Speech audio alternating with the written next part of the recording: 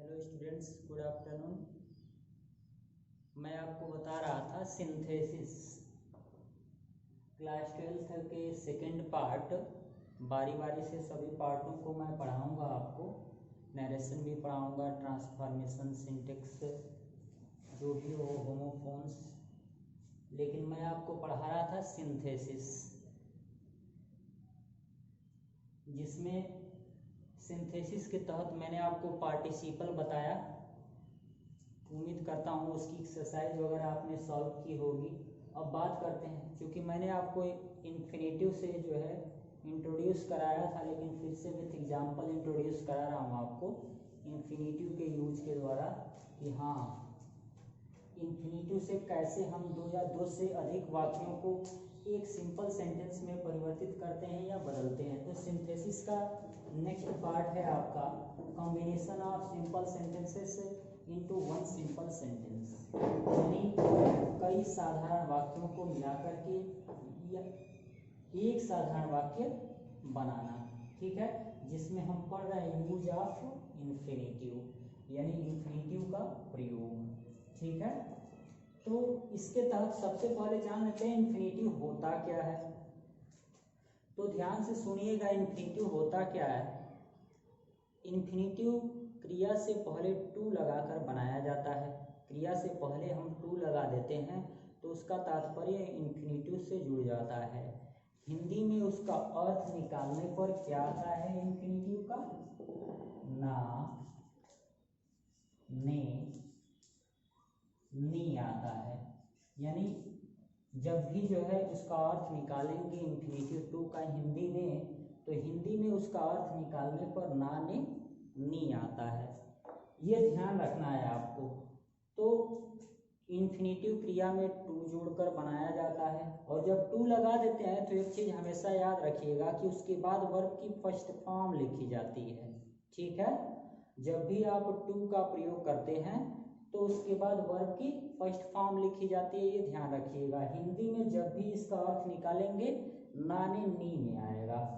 ठीक है, तो जब हम इन्फिनेटिव का प्रयोग करते हैं या इन्फिनेटिव के प्रयोग के द्वारा दो या दो से अधिक सेंटेंसों को सिंथेसिस करते हैं या जोड़ते हैं, तो उनके सिंथेसिस में हमको यह भी ध्यान रखना है, या इस बात का भी ध्यान रखना है कि उन सेंटेंसों को जोड़ते समय जब हम इन्फिनेटिव टू का प्रयोग कर रहे हैं तो हम अपनी फाइनाइट जो वर्ब होती है, ठीक है, उसको उसी रूप में रहने देते हैं और इन्फिनेटिव उन्हीं क्रियाओं से पहले लगाते हैं जो किसी फल या परिणाम को व्यक्त करते हैं। ठीक है, तो फिर से एक बार मैं अपनी बात दोहराता हूँ लास्ट में कि इन्फिनेटिव टू वर्ब के फर्स्ट फॉर्म में लगाने से बनता है। हिंदी में जब आप इसका अर्थ निकालते हैं तो ना, ने, नी में आता है। ठीक है, इसमें जो है आप फाइनाइट वर्ब को उसी प्रारूप में रहने देते हैं और इन्फिनेटिव में जो है उस वाक्य को या उस वर्ब को बदलते हैं जिसमें कोई फल या परिणाम दिख रहा हो। आइए उदाहरण के थ्रू समझते हैं विद्यार्थियों इसको। सबसे पहला मैंने आपका उदाहरण लिखा है, या यह भी कह लीजिए कि to plus verb first form, verb first form equal to infinitive.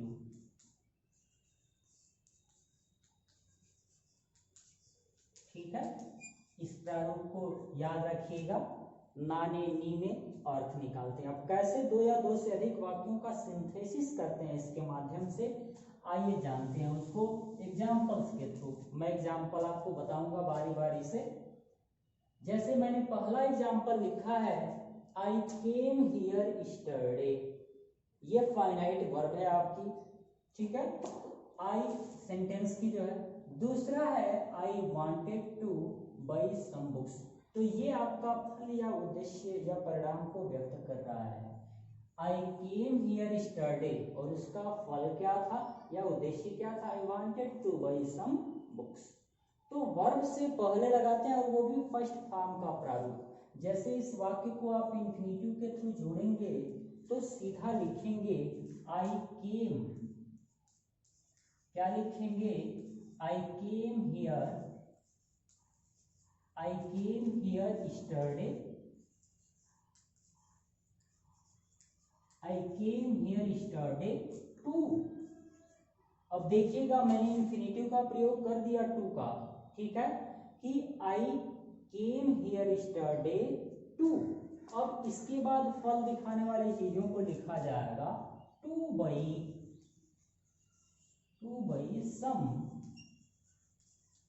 Some books, ठीक है।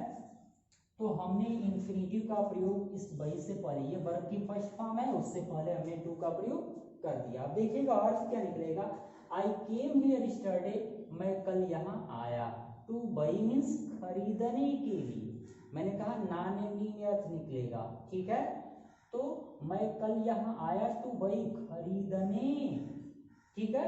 सम बुक्स मीन्स कुछ किताबें, यानी मैं कल यहाँ कुछ किताबें खरीदने के लिए आया। तो ये हो गया आपका फर्स्ट एग्जाम्पल, यानी पहला उदाहरण।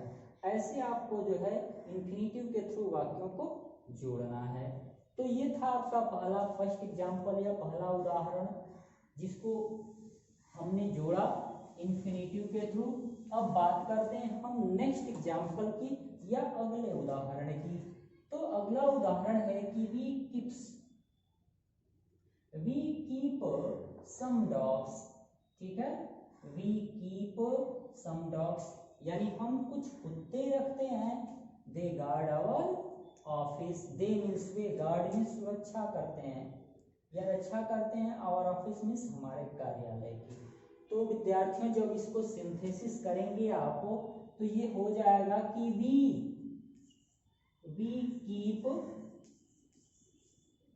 Keep some dogs. अब देखिएगा ये हो गया। दूसरा फल या परिणाम बताने वाले आपके वाक्य से पहले, वर्ब से पहले इंफिनिटिव का प्रयोग करेंगे। तो we keep some dogs to.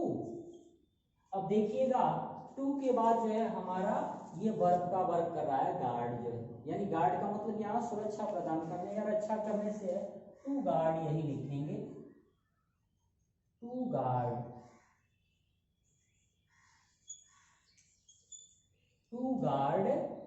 Our office,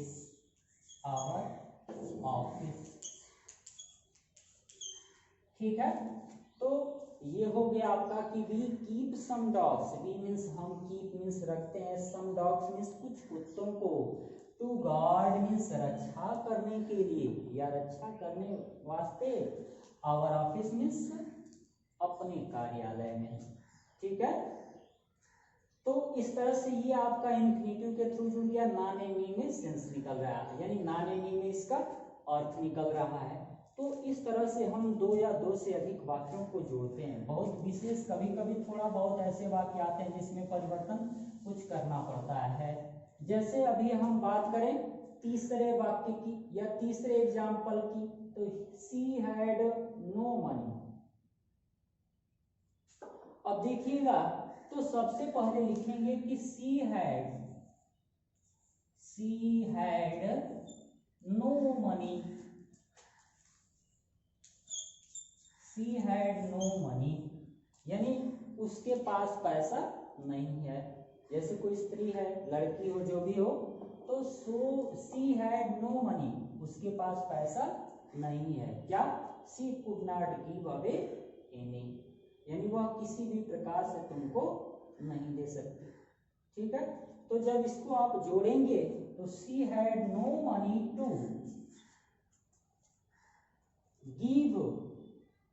give away any, to give away any, ठीक है, देने के लिए। तो जैसे मैंने गिव लिखा तो उससे पहले इंफिनिटिव टू का प्रयोग कर दिया, ठीक है। तो इस तरह से जब आप वाक्यों का कॉम्बिनेशन कर रहे हैं तो आपको स्वयं पता चल जाएगा कि नहीं, हमारा दूसरा जो वाक्य लिखा गया है उससे पहले। कभी कभी ऐसा होता है कि वाक्यों को एक्सचेंज भी करना पड़ता है, यानी इधर से उधर भी करना पड़ता है, हो सकता है इसमें ऐसे एग्जाम्पल हो, ठीक है, अभी हम देखेंगे। लेकिन ये था she had no money to give away any. ये आपका था तीसरा एग्जाम्पल जिसको मैंने आपको बताया। ठीक है, अब बात करते हैं चौथे एग्जाम्पल की। इस तरह से इंफिनिटिव टू के थ्रू वाक्यों को जोड़ा जाता है। जैसे चौथा एग्जाम्पल है I have,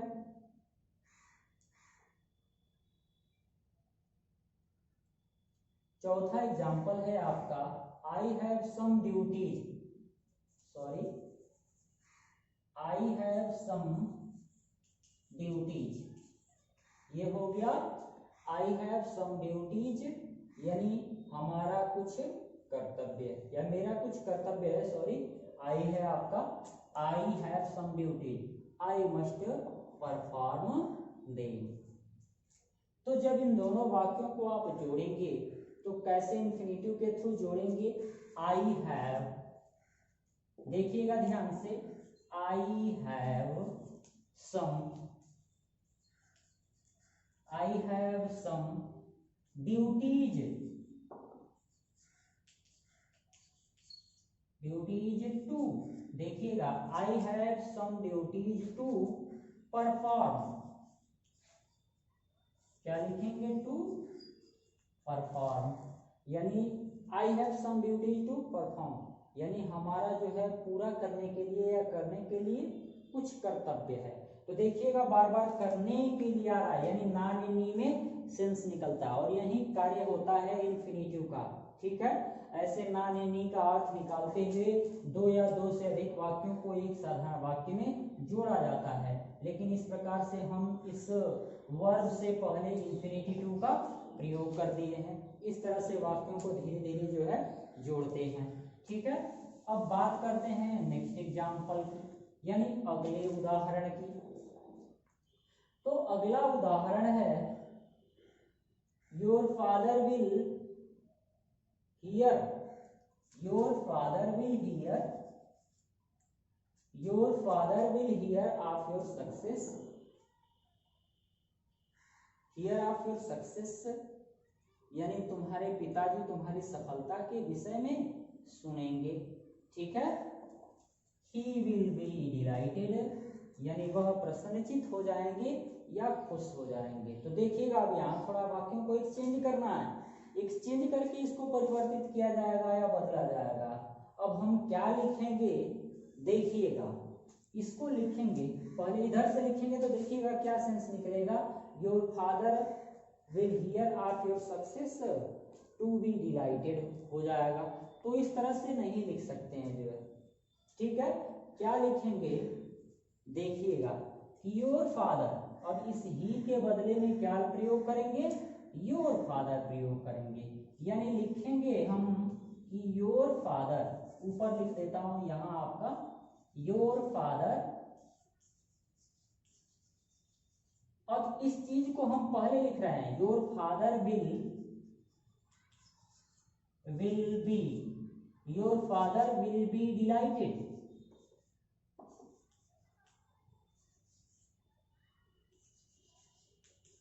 your father will be dilated. अब देखिए इस चीज को अब बाद में ले आकर के लिखेंगे, तो इसमें हम वर्ब से शुरू करेंगे, लेकिन उससे पहले हम क्या लगाएंगे? Infinitive to. तो इसमें देख रहे हैं आपकी वर्ब कौन सी है? हियर आपकी वर्ब है। ठीक है, तो इस हियर से पहले हम टू लगा देंगे, to hear, to hear of,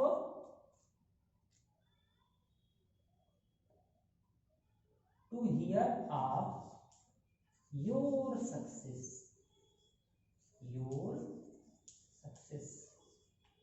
ठीक है, तो इस तरह से ये वाक्य आपका पूरा हो जाएगा कि your father will be dilated, यानी तुम्हारे पिताजी प्रसन्नचित हो जाएंगे या खुश हो जाएंगे।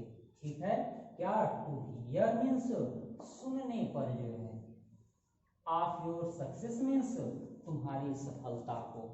ठीक है, तो इस नानेनी के सेंस में आ जाएगा और इस तरह से ये वाक्य भी आपका कंप्लीट हो जाएगा।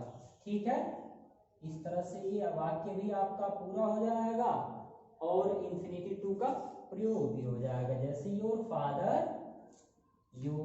Father will be dilated. यहां तक ये लिखा हमने वाक्य, फिर दूसरा वाक्य का प्रारूप लिखा, ठीक है, तो इंफिनिटी टू का प्रयोग कर दिया। इस तरह से ये वाक्य आपका जुड़ गया। अब बात करते हैं इसके आगे अगले उदाहरण की, नेक्स्ट एग्जांपल की। अगला एग्जांपल क्या है? He went to Delhi. ये पहला वाक्य हो गया कि ही वेंट टू दिल्ली, यानी वह दिल्ली गया। उसके दिल्ली जाने का उद्देश्य क्या था? He wanted to get a job there, वह वहां एक नौकरी या एक जॉब करना चाहता था। तो जब इस वाक्य को आप जोड़ेंगे, सिंथेसिस करेंगे इंफिनिटिव टू के थ्रू, तो सबसे पहले लिखेंगे he went to Delhi, he went to Delhi to, he went to Delhi to get, he went to Delhi to get a job, ठीक है। तो ये वाक्य आपका पूरा हो गया। he went to Delhi, वह दिल्ली गया, जाने का उद्देश्य क्या था उसके? टू गेट ए जॉब, यानी एक नौकरी प्राप्त करना या एक नौकरी पाना, यानी वह एक नौकरी पाने के लिए दिल्ली गया। तो ना लेने का सेंस निकला, यानी इस तरह से आप इंफिनिटिव टू के प्रयोग के द्वारा जो है दो या दो से अधिक वाक्यों को जोड़ सकते हैं, ठीक है। तो ये था आपका नेक्स्ट एग्जाम्पल, अगला उदाहरण। अब इसके बाद नेक्स्ट एग्जाम्पल की बात करते हैं। उम्मीद कर रहा हूं आपको एग्जाम्पल समझ में आ रहे होंगे कैसे जोड़ा जा रहा है। अगला उदाहरण एग्जाम्पल है, ही हैज 3 daughters, उसकी 3 पुत्रियां हैं। He must get them married. अब इन वाक्यों को जोड़ेंगे तो देखिएगा क्या हो जाएगा। ही हैज, देखिएगा he has three daughters,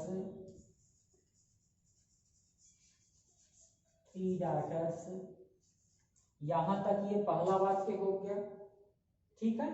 अब इसके बाद दूसरा लिखेंगे तो इसमें लिखेंगे कि टू गेट मैरिड। अब यहां से देम हटा देंगे, रिमूव कर देंगे, क्योंकि इस डाटर से जो है आपका स्पष्ट हो जा रहा है प्रारूप, इसलिए वहां देम नहीं लिखा जाएगा। यानी लिखेंगे ही हैज 3 daughters, उसकी 3 पुत्रियां हैं, टू गेट मैरिड, यानी विवाह करने के लिए, ठीक है। तो इस तरह से आपका नेक्स्ट एग्जाम्पल भी पूरा हो जा रहा है, यानी इंफिनिटिव टू के थ्रू हम इसको पूरा कर रहे हैं। और कैसे पूरा कर रहे हैं ये आपको पता चल रहा है, बस थोड़ा सा ध्यान दे देंगे तो इंटरमीडिएट के विद्यार्थी के पास इतनी समझ होती है कि वह आसानी से इन वाक्यों को धीरे धीरे सिंथेसिस कर लेगा या कंबाइन कर लेगा, जोड़ लेगा। अब बात करते हैं अगले एग्जाम्पल की। जैसे लिखा है हमने, he is very poor, he can not afford a car. तो देखिएगा एक नियम आपने पढ़ा होगा जिसमें एडवर्ब टू को रिमूव किया जाता है, यानी हटाया जाता है। वो आप ट्रांसफॉर्मेशन की प्रक्रिया में पढ़ेंगे। उसमें किया जाता है कि इस एडवर्ब टू को वेरी में बदला जाता है, ठीक है। फिर इसके बाद जो इंफिनिटिव का प्रयोग होता है उससे पहले दैट लगाया जाता है, फिर इस दैट को लगाने के बाद फर्स्ट क्लास के सब्जेक्ट को यहाँ रखा जाता है। और जब सब्जेक्ट को रख लेते हैं तो देखते हैं कि फर्स्ट क्लास का जो वाक्य है वह प्रेजेंट में है या पास्ट में। अगर प्रेजेंट में रहता है तो इस सब्जेक्ट के बाद कैन का प्रयोग करते हैं, कैन नॉट का। और अगर पास्ट में रहता है तो इस सब्जेक्ट के बाद प्रयोग करते हैं कुड नॉट का, ठीक है। तो इस तरह से आपका वाक्य, उसमें एडवर्ब टू को रिमूव किया जाता है, बट यहाँ हमको एडवर्ब टू लगाना है और इंफिनिटिव को लगाना है, क्योंकि जो इंफिनिटिव टू होता है उसके बदले में हम दैट लगाकर सब्जेक्ट के साथ कैन नॉट या कुड नॉट प्रयोग करते हैं। लेकिन यहाँ अब हटाना नहीं है बल्कि लगाना है हमको, यानी इस वेरी के बदले में सबसे पहले हम एडवर्ब टू का प्रयोग करेंगे ऐसे वाक्यों को जोड़ने के लिए। मेरी बातों पे ध्यान दीजिएगा। तो सबसे पहले इस वेरी को टू में बदलेंगे, ठीक है, और जो दैट हम लगा रहे हैं तो उसी के बदले में यहाँ इंफिनिटिव यूज करके वर्ब की फर्स्ट फॉर्म लिखेंगे, यानी लिखेंगे यहाँ पे कि ही इज, देखिएगा क्या लिखेंगे, इसको लिखेंगे कि he is too poor, negative sense आता है, इसका निगेटिव अर्थ आता है कि he is too poor to, he is, क्या लिखेंगे, ही इज, देखिएगा he is too poor to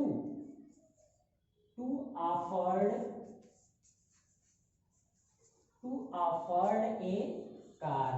देखने में सेंटेंस आपका बिल्कुल पॉजिटिव सा लग रहा है, यानी अफर्मेटिव सा कि he is too poor to afford a car, लेकिन अर्थ इसका निगेटिव में निकलता है, क्योंकि यहाँ देख रहे हैं ना, मैंने इस नियम को पहले ही बताया है कि इसको वेरी को टू में बदल देते हैं तो उल्टी प्रक्रिया होती है। जब इस प्रोसेस में रहता है तो इस टू को हम वेरी में बदलते हैं, ठीक है, इस टू को, तो जाहिर सी बात है कि अब उल्टी प्रक्रिया करेंगे, इस टू को वेरी में बदलेंगे, इस टू के बदले में यहाँ दैट लगाते हैं और इस फर्स्ट क्लास के सब्जेक्ट को दोबारा लिखते हैं, यानी यहाँ पे ही या सब्जेक्ट दोबारा लिखेंगे।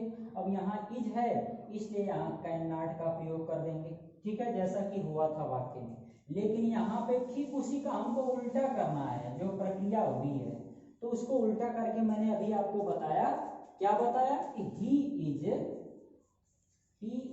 To poor to afford a car. तो ये हो जाएगा आपका नेक्स्ट एग्जाम्पल, ठीक है। अब बात करते हैं अगले एग्जाम्पल की। हरी रैन फास्ट, फास्ट इंफिनिटिव में हरी तेज दौड़ा, और उसके तेज दौड़ने का उद्देश्य क्या था, he wanted to get the first prize.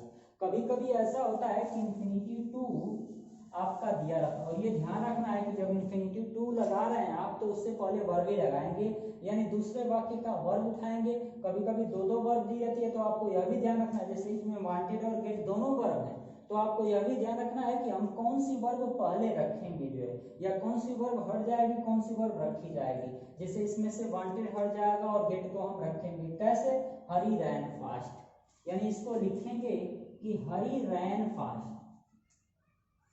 Hari ran fast, हरी तेज दौड़ा, उसका उद्देश्य क्या था तेज दौड़ने का, टू गेट, क्या लिखेंगे, अब देखिएगा वांटेड हट गया इसमें से, he wanted to get the first prize, तो wanted हट गया, एक वर्ब लगा उससे इंफिनिटिव टू भी लगा हुआ है, यानी क्या लिखेंगे, Hari ran fast to gate